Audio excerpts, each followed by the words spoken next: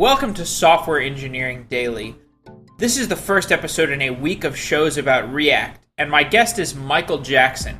He's the creator of React Router and founder of React.js Training. Why is React so important? So it's really interesting actually how much I'm into React these days. I think it was funny about a couple of years ago I used to be very, very skeptic of people who would kind of tout their framework above all the others, whether it was Angular or Ember. I used to do a lot of Moo tools back in the day, and I remember the jQuery guys coming onto our forum and telling us how they could do things a lot more quickly and efficiently with jQuery, and so I just kind of had this bad taste in my mouth for all of these people who kind of made it their job to talk about or build or participate in a certain JavaScript framework, because I had just kind of built up this skepticism and I kind of thought, all of these frameworks more or less kind of do the same thing. That more or less I basically go and I run it in a browser, and I go and I grab some DOM elements and I manipulate them somehow. And maybe they give me some tools to sort of reason about, data flow or, two-way data bindings or something like that. But for years and years, that was kind of the way that we built things, and the way that a lot of these frameworks were structured. So have you become an evangelist for React? Have you become that version that you were so afraid of? Yeah. So I was getting to that. I have actually. I'm ashamed to say I have devolved into this React lemming, and I just follow it around wherever it goes now. No, I the thing that really, really gets me excited about React is that it actually does give me something new, something that I did not have before. Which is, this idea that I can just sort of throw a bunch of data at it. And it doesn't matter if, I have new objects or new arrays or whatever. I can just sort of throw this data at React, and then React is going to emit some DOM, and then React is going to manage all of the updates to the DOM for me. And we could definitely get into sort of more detail about what exactly I mean by that, but I in short, sure, we will. Yeah. So you came to React from Ember.js. Yeah. I don't know to what degree you were an acolyte of Ember.js, but what are the most notable differences between React and Ember, and what maybe kept you from becoming the evangelist of Ember to the degree that you've become with React? So I'd actually, I'd given a couple of conference talks on Ember. I spoke at FluentConf. I think it might have been 2013 or maybe 2012. It wasn't very long ago that I would stand up and speak about Ember. And at the time, I was building an application. I was building a chat application. And this was kind of the use case that convinced me that I was doing things wrong. So you're building a chat application, and you get sort of new messages from the server, right? And you've got this big array of them, and now you need to figure out how to generate DOM from these messages. Well, when I was using Ember, I basically was observing the array.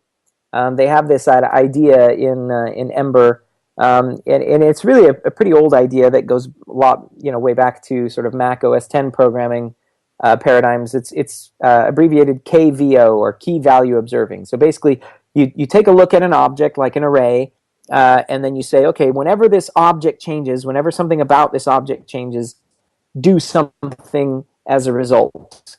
And the same idea is present like in a framework like Angular, where they do like dirty checking on the objects that your model objects. Basically, the idea is, let's watch our data, and whenever our data changes, we will assume that the user interface is going to change. And it's the same idea behind the object.observe API that is making its way into JavaScript nowadays. And so basically what I would do is I was building this chat app, and I would observe this list of messages, and whenever it changed, whenever something was added, then I would have to go and sort of figure out, okay, which index changed. Maybe the messages would come in out of order. Okay, which ones are new? Okay, now which DOM elements do I have, and how do I, reflect the change in that array to the change in the DOM without, disturbing the rest of the elements that are already in the DOM, which may not have actually changed because they still have the same data. And it felt like I was doing things the wrong way. I remember the first time that I actually got a hold of React, and I decided to approach this exact same problem, and it hit me like a revelation that React didn't actually care that I was giving it a new array. In other words, React is not trying to observe the array or changes to the array or changes to that object. All React cares about is whether or not the virtual DOM that I emit is different. Right? So for example, you could say you could treat this just like a function. Imagine you're just unit testing a function, and your function is called add, and it adds two numbers together. Well, if you pass add 4 and 4, and the result that you get back is 8. Well, React only cares about the result. So if you were doing a unit test on one of your React components, it cares about the resulting DOM. Well, if you're using a key value observing approach, you would assume that calling my function with 5 and 3 means that I now have different UI. Because instead of observing the output, instead of observing like what actual changes need to happen in the document or in the user interface, I'm now observing the inputs to my function. And I assume because the inputs are different, that the output's going to be different. And in that process, that now puts the onus on me. It's my responsibility now to make sure that operations are efficient. And the framework isn't actually helping me anymore at that point. Does that make sense? So I love that description of the separation of concerns. So I'd like to get into React Router, but before we get into the React Router that you built specifically, I'd like to ease into our conversation with some broad discussion around routers and what a router is and why you need a router in a web framework. Could you start by defining what a route is and what a router is? Yeah, totally. So a route, at least in my opinion of it, a route is a page. You could think of a route as basically just that, a web page. And on any given page, you've got a bunch of UI, a bunch of boxes, really, just sort of nested inside one another. And that's what a route is. And then the router, it's the router's job to, given a URL, to determine which route should be displayed on the page. So it's this idea of routers has existed for a long, long time on the server. Whenever you go into your Nginx config or your Apache config or even your Rails controllers and kind of the modern sort of PHP frameworks, and they have these server-side routers that determine, okay, when an HTTP request comes in, how do we render the page?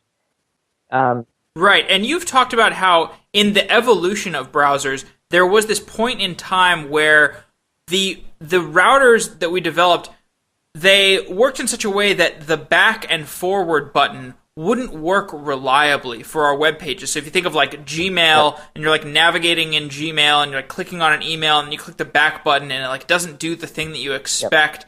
And in the talks where you've articulated this, I'm like, yes, that absolutely resonates with me. So what caused this point in time where back and forward did not work reliably? Well, so essentially what happened is, client-side technologies, matured a lot. And so we started building more and more JavaScript-heavy apps on the front end. And what would happen is, somebody would click in a certain place and cause the UI to change, or they would submit a form, or they would scroll, or they would do some sort of action that caused the UI to change. And then they would not propagate that change in a meaningful way back to the URL. So the page looked different as a result of them clicking somewhere or doing something, but the URL didn't actually change to reflect that the page had changed. So So then, if you click the back button and you hadn't actually inserted a new entry into the browser history, you would assume that you would go back to the previous UI that you were looking at.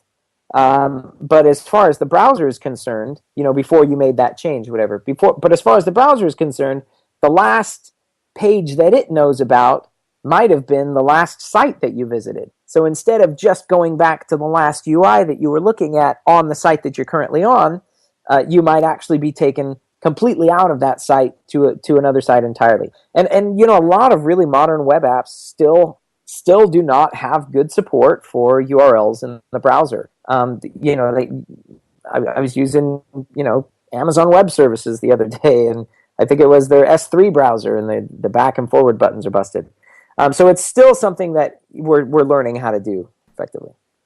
Yeah, and you've said that you should make the URL your first thought, not an afterthought. Absolutely. Why is it important to think of URLs as part of your design process? Well, you really, really have a really powerful tool when you have URLs. So instead of just describing to you sort of in words or pictures, what a page looks like, what route we're at, I now actually have a string of data, a serializable string of data that I can give you, and I can say, look, what route are we at? Here's the route that we're at. And if I have good URLs, search engines are more friendly to my content. I can copy and paste them. I can put them in an email. I can put them in an IM message to somebody. And so, you actually gain a really, really powerful tool. Now, today we're actually, we've talked so far about just implementing this in browsers, right? But then a tool like React Native comes along, right, and gives us the ability to, now we're rendering, native UI with JavaScript, and we're actually thinking, maybe we can reuse this concept in native applications. So this will resonate with anybody who's ever developed a sort of native app. Say you've got an iPhone app or an Android app, and you've tried to sort of record the state that the user was at when they closed the app or they otherwise maybe the app went to sleep for some reason and it shut down. So now when the user comes back to the app, how do you restore that state, right? Do you have some sort of your own mechanism for sort of encoding all of that state? Well, the web already gave us a really, really good one, which is a URL. So we're actually... So that's so fascinating. Is that what we're actually doing with React Native? Are we porting the idea of the URL to native applications? So React Native itself is not. React Native just gives us React, but with native views. But with the router, with the React router running on a React Native app, we can do that because we just use that same primitive, which is a URL, and now our URL can describe a web page in a web app, or it can describe a set of nested views in a native app, just the same way. So that's fascinating. Let's zoom back and talk about what is the React router. So React router is, I mentioned that we've talked about Ember. Ember really had this great concept of a router. And by the way, I'm not the only person who's worked on it. There have been lots and lots of people. The main other author of it, in fact, the original author of it, his name is Ryan Florence. He has at least 10 commits in there, I think, before I started doing anything with it. But anyway, he and I were both coming from Ember at the time, and we really, really missed the Ember router. The fact was that when you were building an Ember app, it was very, very easy to go ahead and take a look at the URL, and then you could know immediately which controllers were active given that URL. So it made lots of things really nice. For example, you're debugging, you see a bug on the page. Well, what's the URL? Oh, the URL is this. Well, now I know exactly where to go to look and to try and find the bug and to see what's going on at that URL on that page. And so when we came to React, we really loved this model that React gave us for describing the view layer. but we didn't have a router.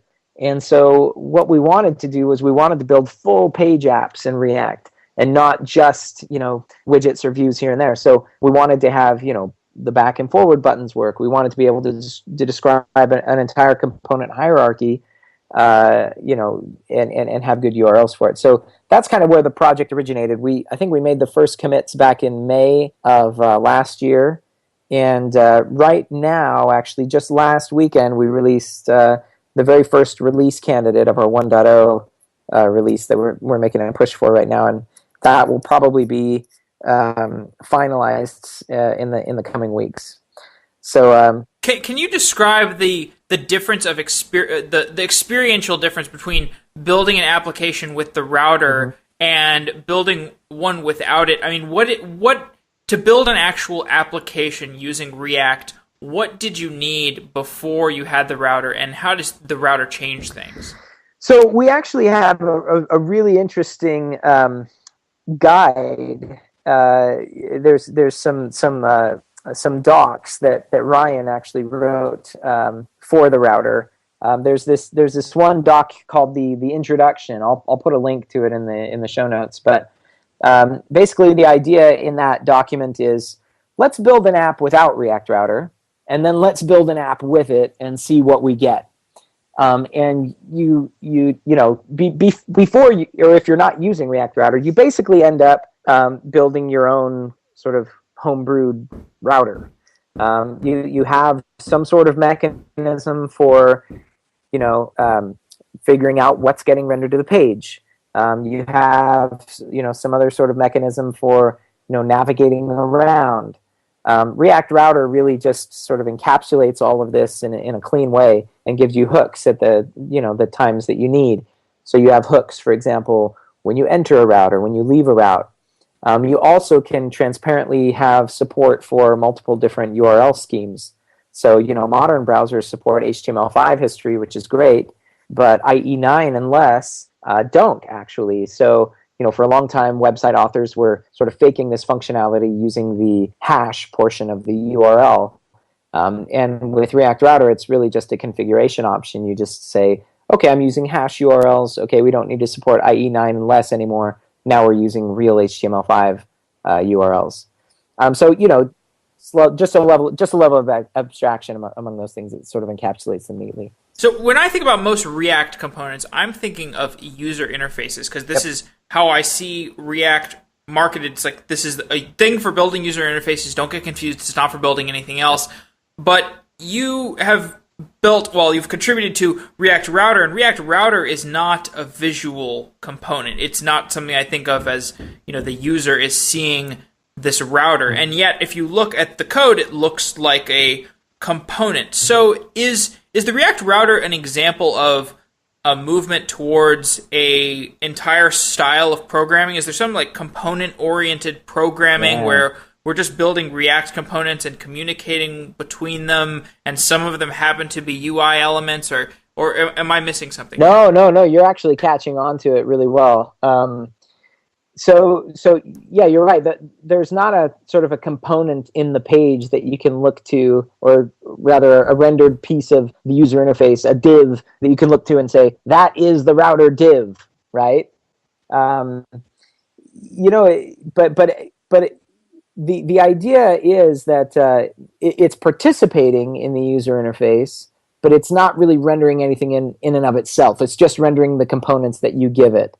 What is kind of another really interesting movement here, and we talk about this component a lot in our advanced training. You might be familiar with, so one of the other popular React libraries that's come out recently is called React Motion. And there's this Spring component in the React Motion library. And again, it's not really something that you actually render to the page, that you actually say, here is a div that the Spring component rendered. Rather, the behavior of the Spring component is simply to perform some animation, and then it gives you back, an animated value that you can insert into, your inline styles of your element or whatever, so that you can, give it the sort of effect of animating back and forth.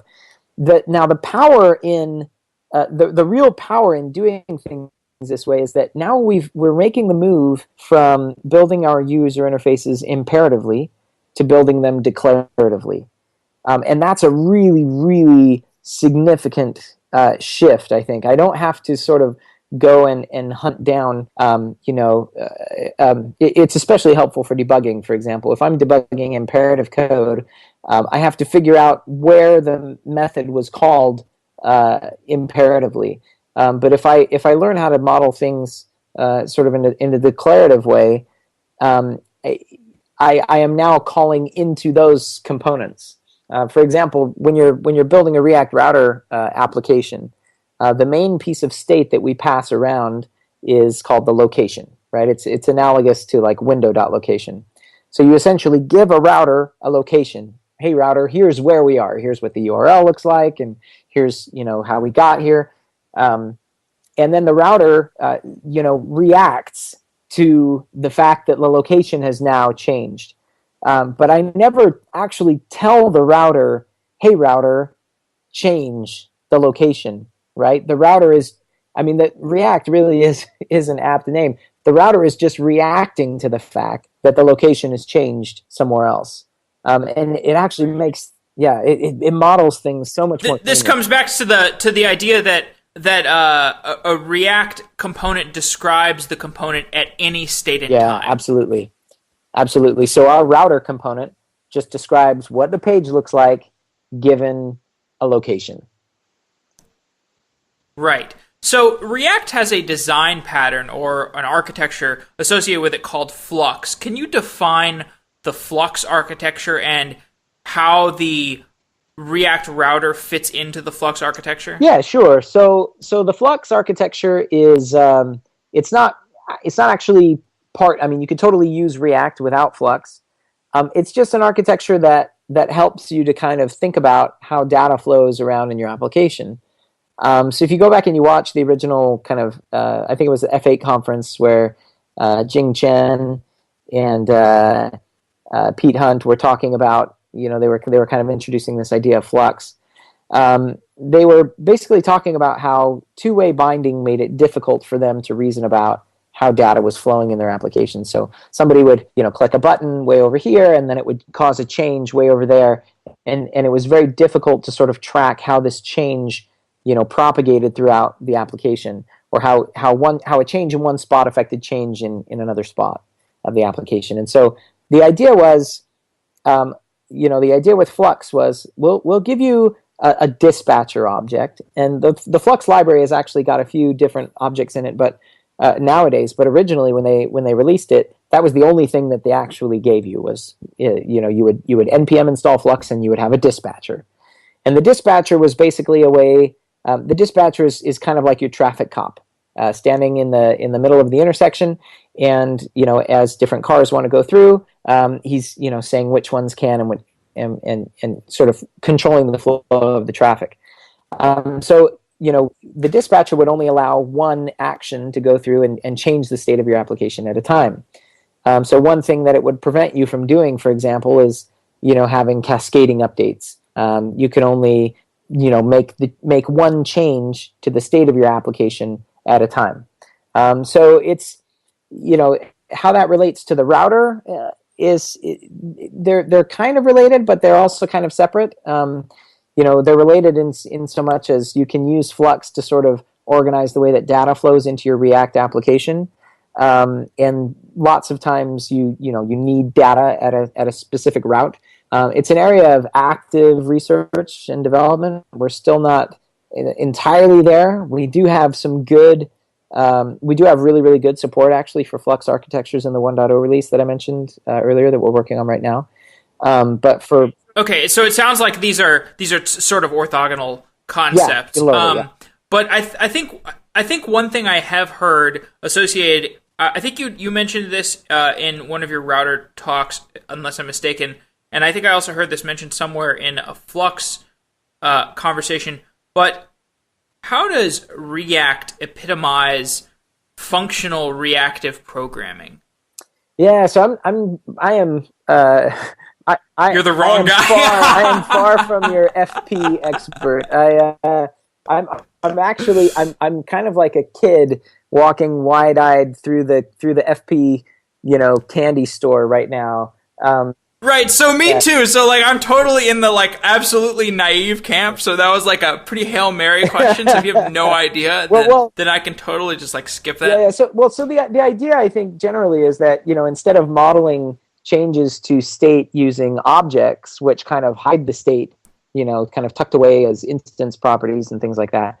Now instead of modeling our applications like that, now we just model changes to state as functions on that state.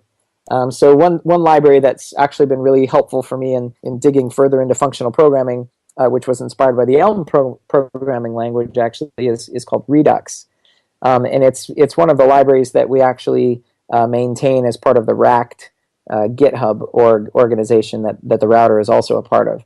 And Redux basically takes state and then it models all changes to that state as just a reducer.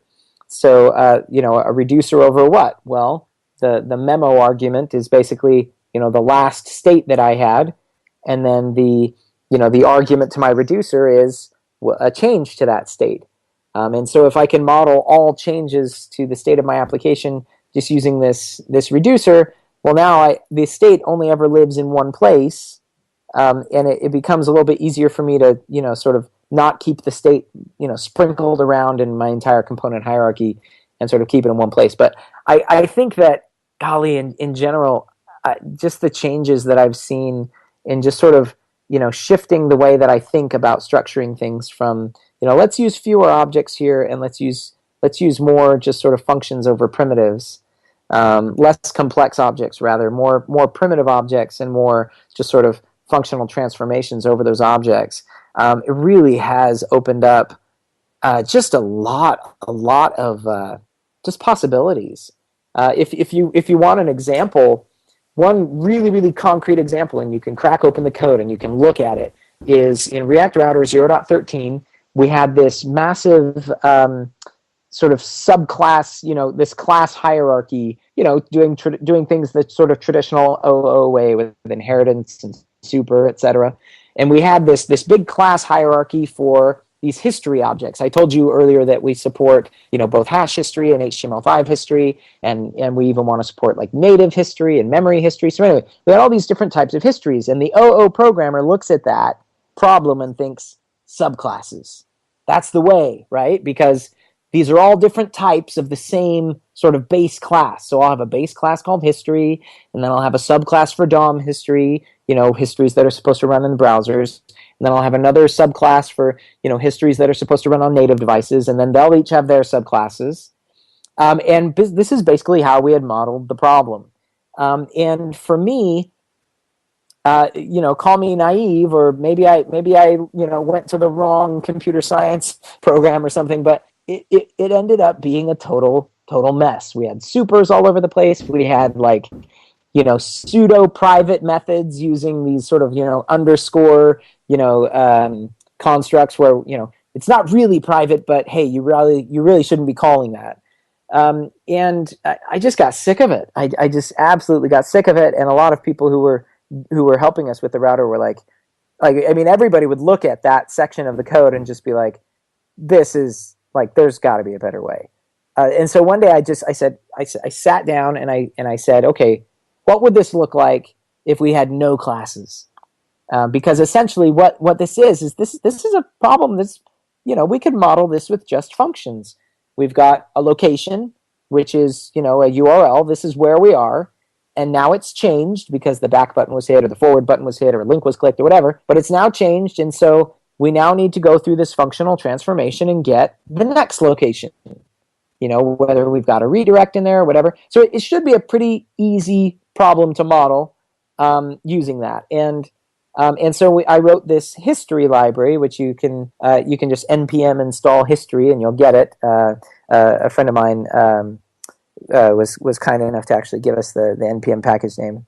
But anyway, Daniel Shaw. But anyway, if you compare those two code bases, you'll see very, very clearly they do the exact same thing. In one, we went from this class-based OO sort of approach, and in the other one, we went from this purely functional approach. And the functional approach is strictly more powerful. It is cleaner. It is leaner. It has helped us to find, a lot of different kinds of bugs. I'm not exposing any methods, as, using this underscore sort of construct, that I don't actually want to be exposed, like these pseudo private methods. It's strictly more powerful than the class-based approach was for us. And again, this has nothing to do with React, but I think that React as a functional sort of as bringing this functional paradigm to building UI, I think is definitely encouraged things like the Redux library, things like the history library, and lots of others sort of in the same. Well, so I mean, this is anecdotal, but I feel like everybody I've talked to who is an experienced programmer who has some idea what a functional language is or has experience with functional languages, they take every opportunity to use functional languages. So I don't know if it's like a hard and fast rule that you should opt to use functional languages if you can, but it's like, it seems like it helps you reason about stuff, whether that's concurrency or atomicity. But yeah, and so I'd love to talk some about the future of React and the effect that React is having on the rest of the world. Your React.js training partner, Ryan Florence, he said that Angular and React and Ember are soon going to look very similar, and they're all going to be leveraging one-way data flow, and they're all going to be focused on components. So I'm wondering, in what ways are these frameworks going to be different? I think yeah. So Ryan was right that they're going to be similar in a lot of ways. One of the main things that I see, or one of the main differences that I see is, I see people in Angular and Ember camps. They're talking about like, let's do server rendering. Yeah, like that would be really, really cool. Like if we could render on the server side. I worked at Twitter a few years back, and that was a huge reason why we stopped building so much JavaScript, heavy apps on the front end, because we wanted to render stuff on the server, because it would be, then we could serve these sort of web pages to people faster. Anyway, so everybody wants to do server rendering, right? Well, if you go to React, like they've been doing it already for a very long time. And every, I mean, you even see, you might have seen like the React Canvas project, right? The React Canvas project was a huge eye-opener for me, at least, because here you have Flipboard. They wanted to do some pretty interesting animation work on the mobile web, right? When you say animation and mobile web, usually you think, forget it, right? Like it's just going to suck, right?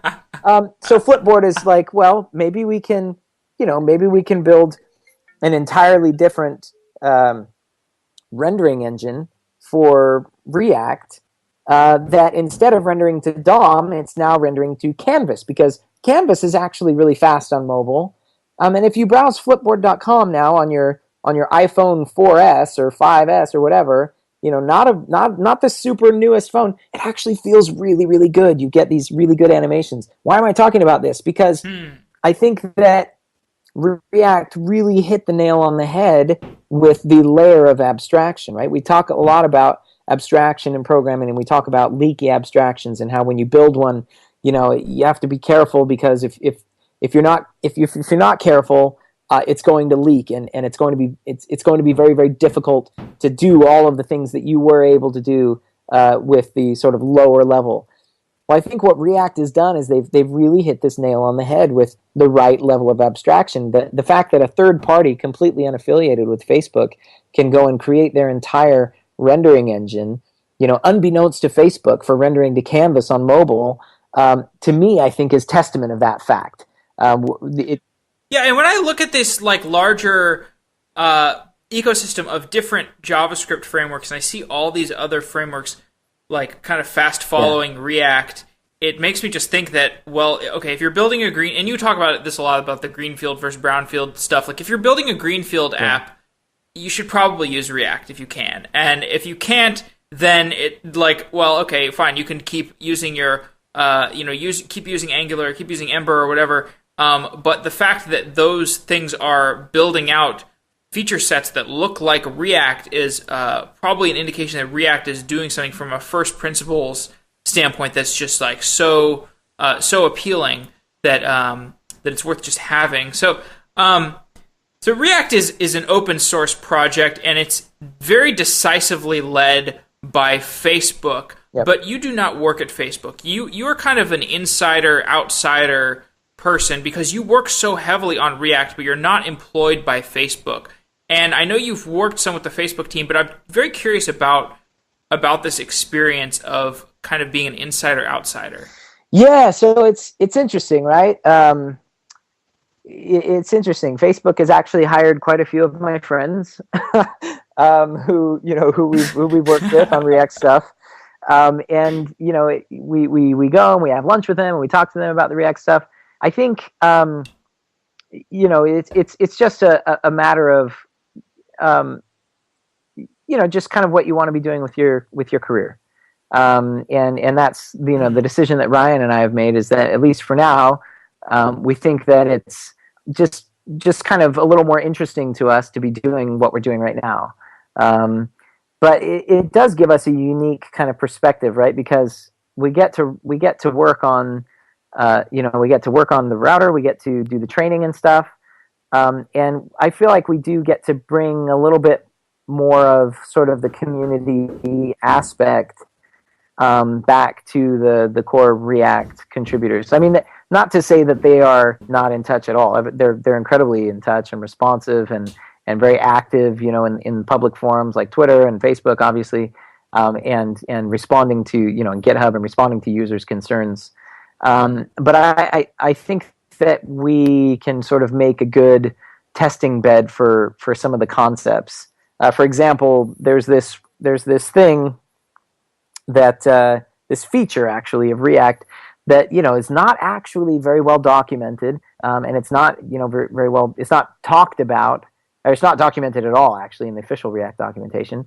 But it's something that browsing around the React source, I noticed one day, and I was like, hey, maybe we could use this in the router. And the feature is called context, and basically the feature, what it is it's the ability to define sort of a variable at a high level in your component, and then it sort of automatically cascades down as props to deeply nested components. So you don't have to pass in explicitly the props at every level, in every single render method.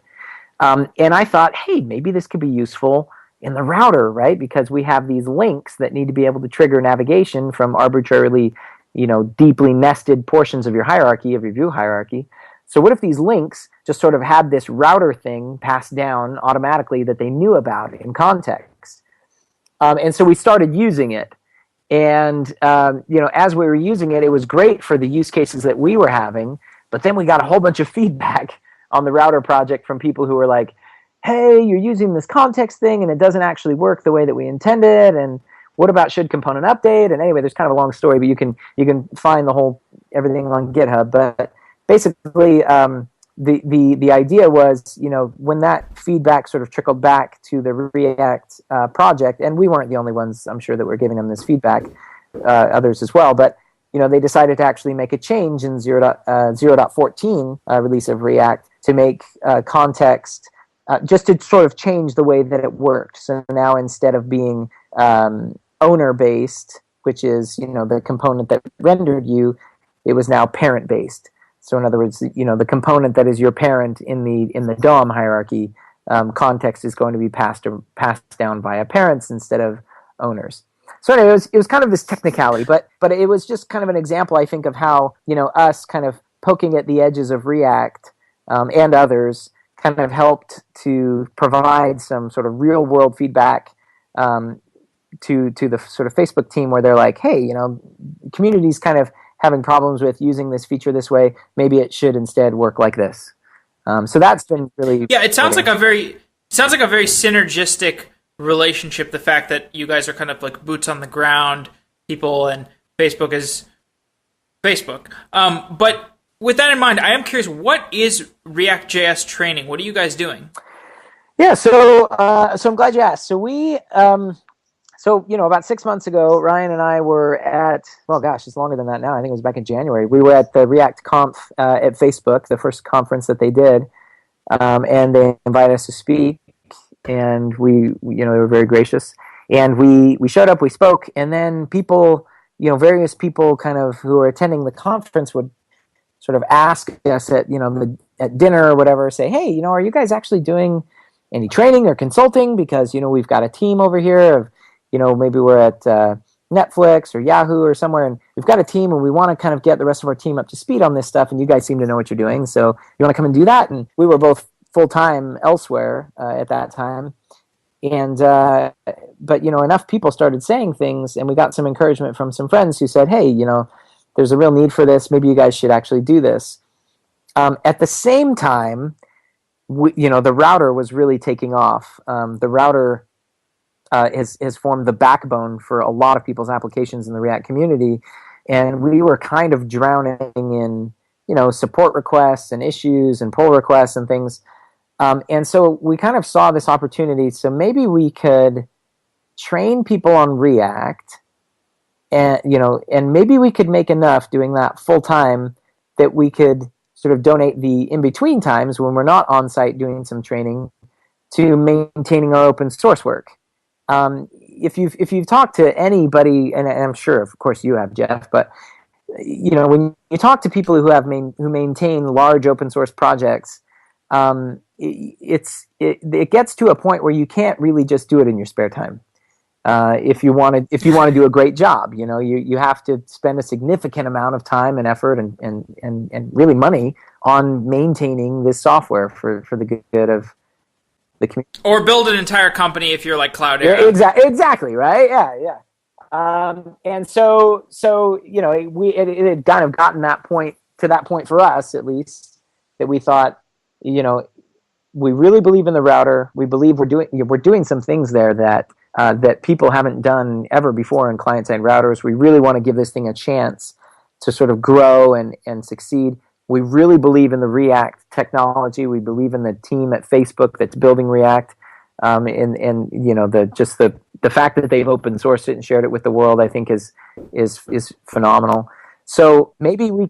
So what is your training process like? Like when you get up there on the podium, or I don't know how you do it, in front of a bunch of people who have varying levels of experience, what is your training process like?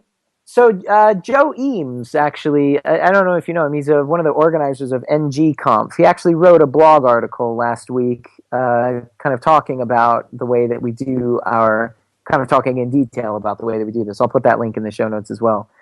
Great. But the idea is basically that we get up and we kind of switch off. We'll do like a lecture for maybe 45 minutes to an hour, and then we actually have actual code that you download to your machine, you install it, and you run it, and now you've got exercises in the browser. So some of the exercises we do are like cones style programming, right, where you've got just 10 failing unit tests, and now you have to go through one by one and make them pass.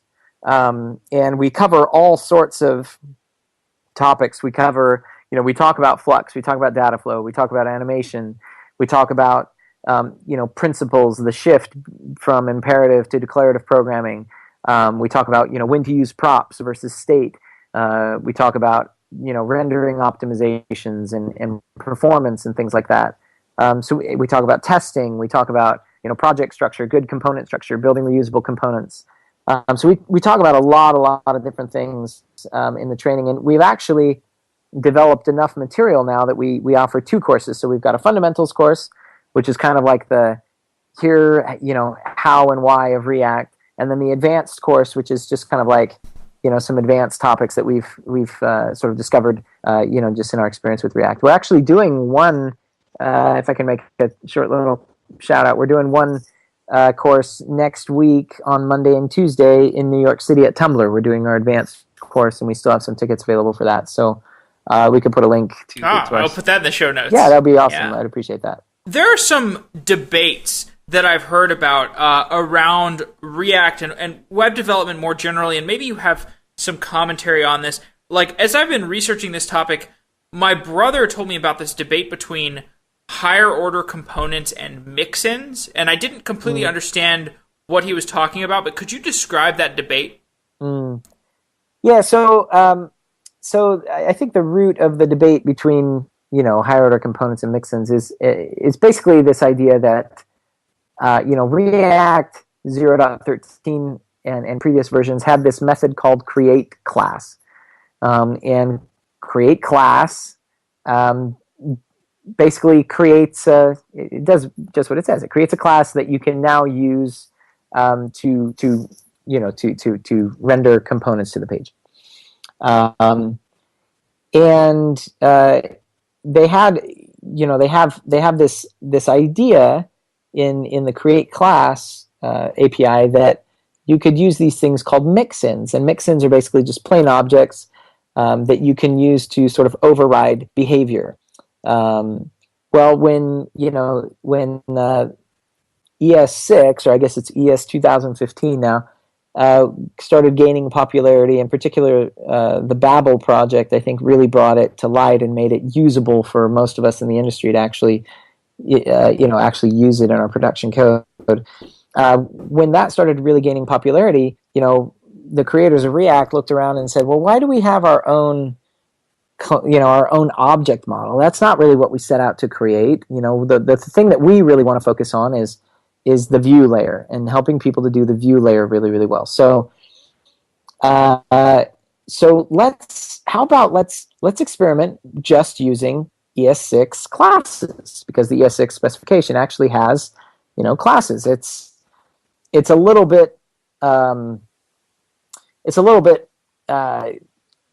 I guess I don't want to say underspecified, but you just don't have all of the features with ES6 classes that you had in create class.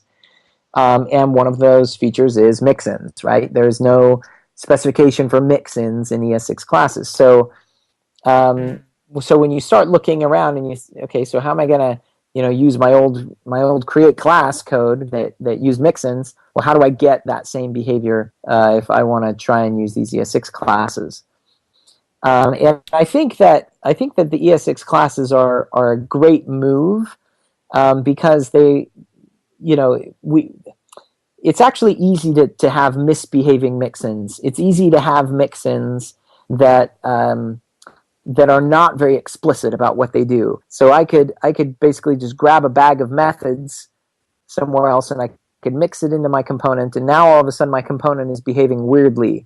It's kind of like if you've ever done Ruby code or something, and you just require a file somewhere, and now all of a sudden your code behaves slightly differently. It's a very sort of indirect way of programming, whereas React sort of favors this very explicit model of I can take a look at my component class and I know exactly what it's doing. So you're saying mixins are kind of black boxy. Exactly. Yeah. I still personally believe that there are a few good use cases for them, but you can also do really bad things with them. And so this movement towards using ES6 classes, I think, is a positive thing. Overall, I think in general, though, we just sort of have to figure out how to use higher order components to do all of the things that we used to do with mixins. The nice thing about higher order components is it's just like a higher order function. A higher order function is basically just a function that calls another function. And so if I'm using a higher order component, I'm basically give it props, and then it passes, it may or may not pass those props down to its child components, but it's the same idea as kind of a higher order function. But that basically makes it a lot more explicit to me to see what's going on. I see now, instead of you rendering a table view or something that might mix in some mixin, which if I'm saying render a table view, I have no idea what it's mixing in. Now right. I render the higher order component that I possibly created or somebody else, and I say it's going to render a table view. And so now I have a much clearer picture. It's much more direct for me as a programmer to see here is what the component hierarchy looks like, and so I can sort of debug the React lifecycle methods a lot more easily and stuff like that. Right. So this other debate that I've come across is the debate about web components being potentially conflicting with React.js, or I'm not sure. I couldn't exactly parse that debate either. But can you define that debate as well, the web components versus React.js debate, or maybe it's not even mutually exclusive? Maybe just describe it to me. So I'm kind of a passionate guy, Jeff, and I think you just pushed one of my buttons. Excellent. So I'm going to try and use some. Restraint here, because it just seems like. So we've had talks about I've had numerous talks about lots of people doing web components. Web components, I think, set out to solve the problem of scope.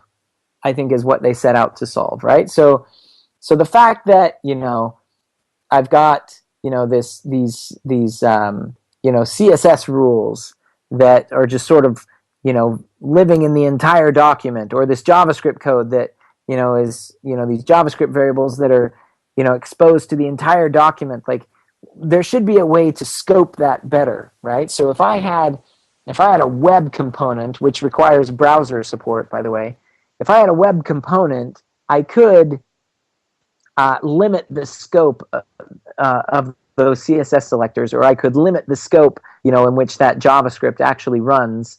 And sort of limit the scope of the HTML, I guess. But I think in large part it's been a failure. It's been a failure for a couple of reasons. One is it's going to require all of the browsers to get on board. It's an initiative that's been largely pushed by Google, hasn't really been picked up very well by the other browser vendors.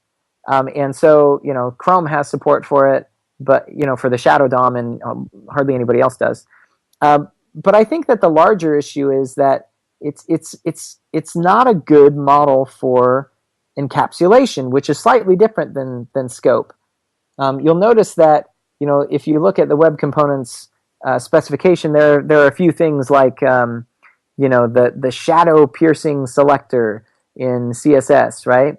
So essentially what we said when we set out to create web components was that we were going to have a limited scope, and now we have to introduce a selector into CSS that is able to completely violate that constraint whenever we think it's more convenient to not have scope, right? So are these these lack back compatibility? Sorry, what lacks backward compatibility? Web components? Yeah, right. So if I use I need a browser that supports them in order to use them. Like if the Polymer project, for example, if I need to be able to use Shadow DOM, I need a browser that supports Shadow DOM. So is this some weird proxy war between Google and Facebook, or is that misreading the situation? No, I think that's a misread. I think for the most part, the React approach is very pragmatic, right? I mean, the React approach is, these people are using React to build Facebook.com, right? Facebook.com is completely written in React, right? So React was built by people who were shipping software using React.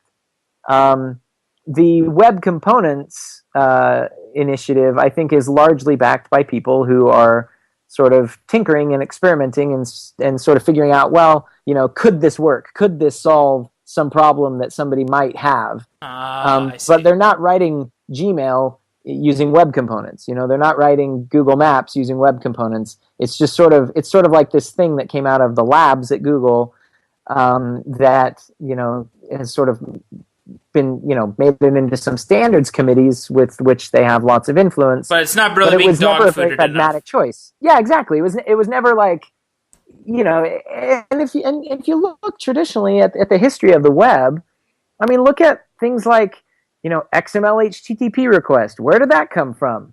Well, that came from Microsoft, who needed to be able to make a request, an HTTP request to their server using JavaScript, right? So they just put it in there, they dog-fooded it, they used it, and then everybody else said, hey, that's a really great idea, and let's do that, and let's, make a standard on it. So I think that's, and there are numerous other examples of, browser vendors implementing something. It works. It turns out to be a great idea. And so we can now all sort of say, yes, that we can all agree that this is a good idea. Let's all use this. Right. It's like necessity is the mother of invention, not the other way around. Exactly. We don't need to invent things to solve problems that might exist. Does the core React team feel the same way that you just articulated about web components? They're much more diplomatic than I. They're much. There's your other advantage for not working at Facebook. Yeah, right. Yeah, if I did, I'd probably get fired. I mean, basically, the way that I see the discussions going in public is the web component people will come around and say, "Hey, I can use React with my web components. They'll work together." And the React people are like, "Yeah, like not the React people at Facebook, but just sort of the React community in general is just kind of like, yeah, that's great, but why would I ever need to do that?" There's just sort of I feel like there's a desire from the web component camp to have React people using web components, because I think that will sort of validate the work that they're doing. But again, the people who are using React, we're pragmatic. We're shipping software. Like, we're not. I'm not going to use something just for the sake of using it. I'm going to use it if it solves a real problem that I have, if it gives me some real level of benefit. It sounds like there's not actually going to be like a significant schism here, because it sounds like, why would people actually adopt web components in popularity if it's not actually shipping software? Or I don't know. Is there a significant schism? Or No. I think the web component people are going to keep doing what they're doing. The React people are going to keep doing what they're doing. The only chance for web components to succeed is going to be if Mozilla and Apple and everybody else who is shipping a major browser says, yes, we are now going to support the Shadow DOM and these things that you guys need in order to work. Or they're not going to be able to convince them to do that, and everybody's 5 or 6 years from now, somebody at Google is going to pull the plug on web components and take it out of Chrome. I don't see another way forward for that. Whereas in the meantime, people are going to be shipping React apps, and they're going to be shipping them on native, and they're going to be shipping them on mobile using Canvas and on the servers, and it's just why would I use something that might have full industry support in 5 years, or I could just use something that works today. Got it. So I want to begin to close off. You've been very gracious with your time. So you've spent significant time with the Facebook team talking about the future of React, and we've seen some just incredible technologies continue to come out of Facebook and the open source community associated with Facebook. We saw Android native yesterday. We knew that was coming, but it was still really amazing, and all these other things, Relay, the GraphQL open sourcing. But so what do you think we're going to see in the future, and what would you like to see in the future, especially because you're helping to build that future? I really think that the major initiative, the major sort of thing that's coming down the pipe in the future is React Native. Obviously, it's not coming down the pipe; it's here, but it needs to mature.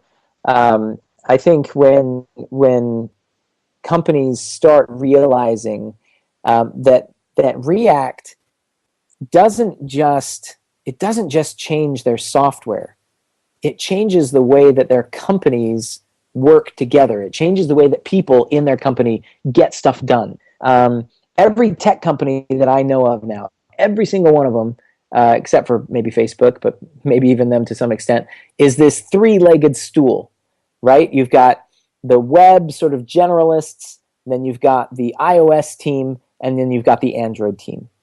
And they even like they don't. There's not a lot of overlap in skill set there. There's not a lot of overlap in the types of responsibilities that they have. They want to have feature parity though. So like I was at Twitter for a long time. I said and we would ship something on the web, and now we got to ship it on iOS, and now we've got to ship it on our Android app as well. And so you've got this pain where, you know, some platforms are lagging behind others, and you have to, you know, synchronize between these different teams.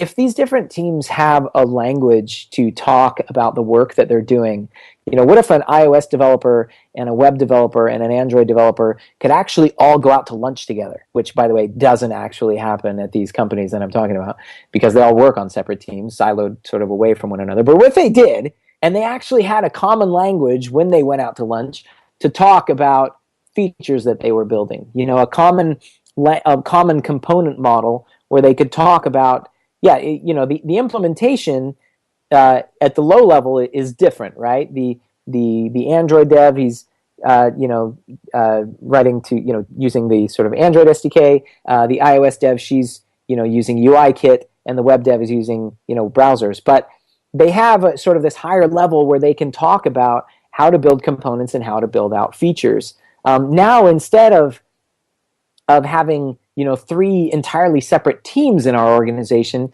now we can start building teams around features, you know, product teams, which I think is a much more interesting and much more productive way to structure a large organization, you know. And you see that. You've got, you know, at a company like Yahoo, we were just there a couple of weeks ago, you've got the search team, you've got the fantasy sports team, you know, you've got the Tumblr team, right? You've got lots of different teams. And I think the way that we want to organize these teams is not by skill set, but it's by features. And then the particular skill set that a developer has on the team, it's like it's just like it's like a specialty. Like, oh yeah, she's you know our React Native developer, and she ships to iOS, and he's our React developer, and he happens to, you know, maintain the Android app. But we're not, you know, vastly different animals anymore. We all kind of have this common language to talk about things. So I think that's and as soon as larger companies really catch on to that vision, they're going to realize that it saves them so much just in time, which translates to dollars, which means that they're going to be able to ship things, you know, just so much more quickly. And so I think that's where the really, really exciting work is going on in React, is in the React Native department. Awesome. Michael Jackson, thanks for coming on to Software Engineering Daily. It's been fantastic talking to you. Thanks, Jeff. I really appreciate it.